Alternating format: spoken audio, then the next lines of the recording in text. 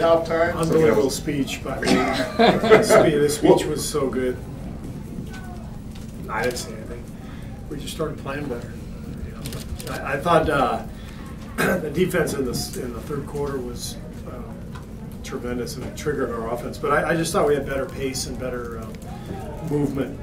You know, everybody is going to play us the same way. They're going to try to be physical with us and hold us.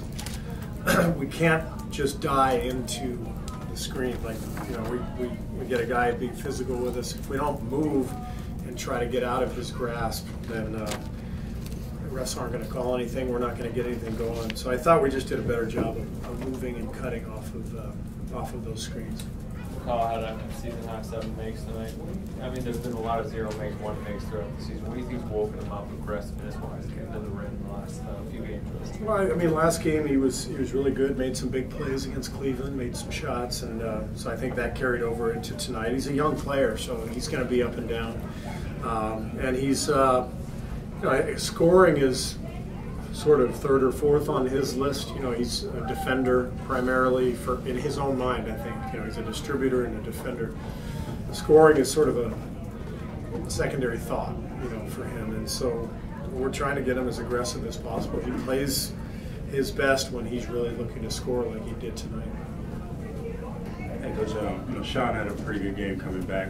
What was it like to have him to kind of have a stabilizing force at the point of? Yeah, well, when Steph's out, I prefer to start Sean and then bring Andre off the bench, so that I always have one of them on the floor. I mean, those guys are kind of the steadying hands for us in many ways. But Sean is just a pro and knows what needs to be done. He's another long, active defender, and I thought he set a good tone for us tonight. Draymond nearly had another triple-double tonight. How hard is it to get a triple-double? How much must a player do? How much energy does that take for a player to get that? I wouldn't know. I never tried. You know, he's always hovering, you know, right around a triple-double because he's just so versatile, and he's our leading assist man for a reason. We've got shooters around him. He's had a lot of screens away from the ball while he's handling it, and he reads plays so well. You know, he reads you know, what's happening on the floor. He's one of the few guys who I could probably put at any position offensively, and he would know the play from every position.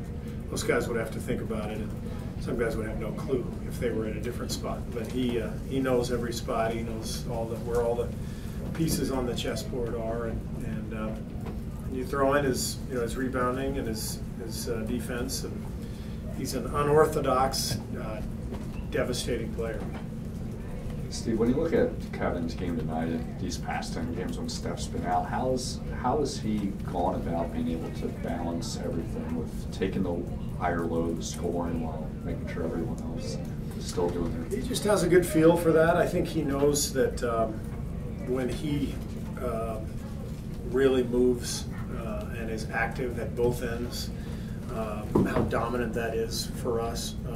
And I thought that's what picked up in the third quarter. His cutting, his movement, his shot blocking defensively. Like, there was a different energy in the building in the second half, and it wasn't just because we started making shots. It was Kevin's activity level. It was Jordan Bell coming in and giving us a boost. And you could just see the speed and athleticism went up